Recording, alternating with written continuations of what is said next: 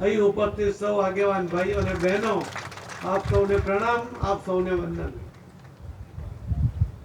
કાર્યાલયનું નિર્માણ અને એની જરૂરિયાત આ બંને અત્યંત મહત્વની વાત છે. માનનીય પ્રધાનમંત્રી શ્રી નરેન્દ્રભાઈ મોદી સાહેબે પ્રધાનમંત્રી બન્યા પછી અને શ્રી અમિતભાઈ શાહ સાહેબ એમણે રાષ્ટ્રીય અધ્યક્ષ બન્યા પછી 700 જિલ્લાની અંદર એનું પોતાનું કાર્યાલય બને, મોટું કાર્યાલય બને, એના માટે એમણે પ્રયત્ન શરૂ કર્યા. ગુજરાત એમાંથી બાકાત ના રહી શકે, કેમ કે તો ગુજરાત મોડલ કહેવાય.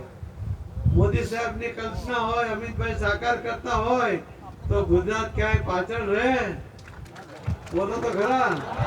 હા, એમ કહો. અને જે રીતે કાર્યાલયના નિર્માણ માટે આપ સૌના સાથ અને સહકાર સાથે જે અદ્યતન કાર્યાલય નું નિર્માણ થયું છે એ જોઈને તો કેબિનેટ મંત્રીને પણ લાગ્યું, બંને એમને પણ મને પણ, કે અમારા કરતા પણ સારું કાર્યાલય એ તમારા જિલ્લામાં બન્યું છે. કાર્યાલય એક એવું સ્થળ છે કે એનું નામ જ છે કાર્ય. કાર્ય કરવા માટે ક્યાં ભેગા થવું? તો કે કાર્યાલય મળજો. પ્રમુખ સવારે ઘરેથી નીકળે, બીજે ક્યાંય જવાનું ના હોય તો સીધા કાર્યાલય આવે.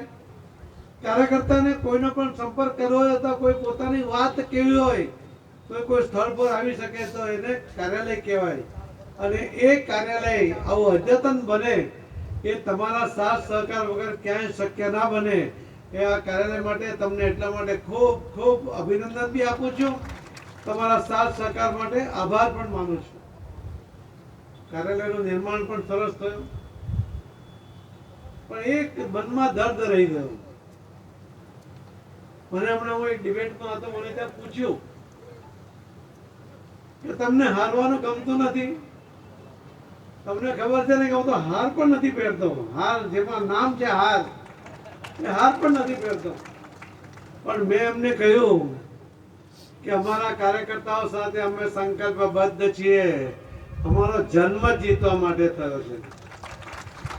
થયો છે કે નહીં? એમણે બીજો પ્રશ્ન કર્યો કે પ્રમુખ બદલાવાના, કોણ આવશે? મેં કીધું ભાજપનો કાર્યકર્તા જ આવશે. એમણે કહ્યું કે કેવું કામ કરશે? મેં કીધું મારા કરતા સારું કરશે, કે કાર્યકર્તાઓ સાથે અમે બધા જ એના સપોર્ટમાં રહીશું, એટલે ખૂબ સારું કામ આવનારા નવા પ્રમુખ પણ કરશે.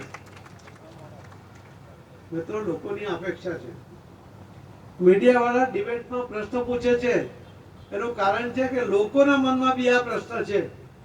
અને એટલા જ માટે મેં જવાબ આપ્યો કે અમારો જન્મ જીતવા માટે થયો છે. એવા સંકલ્પ સાથે જ્યારે કાર્યકર્તાઓ કામ કરતા હોય ત્યારે એને હરાવવા ક્યાંય કોઈ સંભવ જ નથી.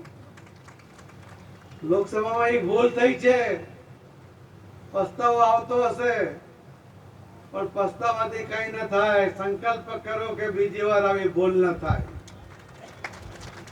બીજી વાર કોઈ હેરા ઘેરા નતું ઘેરા કોઈ આવી જાય, આજે તમારા દિલમાં દુખાવો તમને પણ થતો હશે, મને તો થાય, પણ તમને પણ થતો હશે.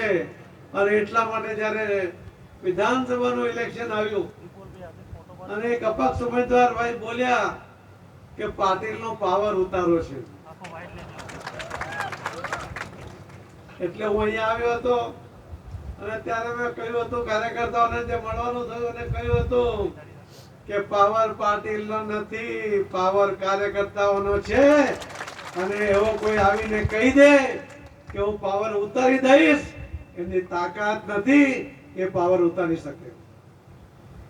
આ તમારો પાવર છે, કોઈ ઉતારી શકે ભાઈ? તો બોલો ને. એમ બીજી વાર કોઈ એવું બોલવાની હિંમત ના કરે, એટલી તાકાત સાથે બોલો કે તમારો પાવર કોઈ ઉતારી શકે? ના ઉતારી શકે. એટલે આજથી સંકલ્પબદ્ધ રહેજો.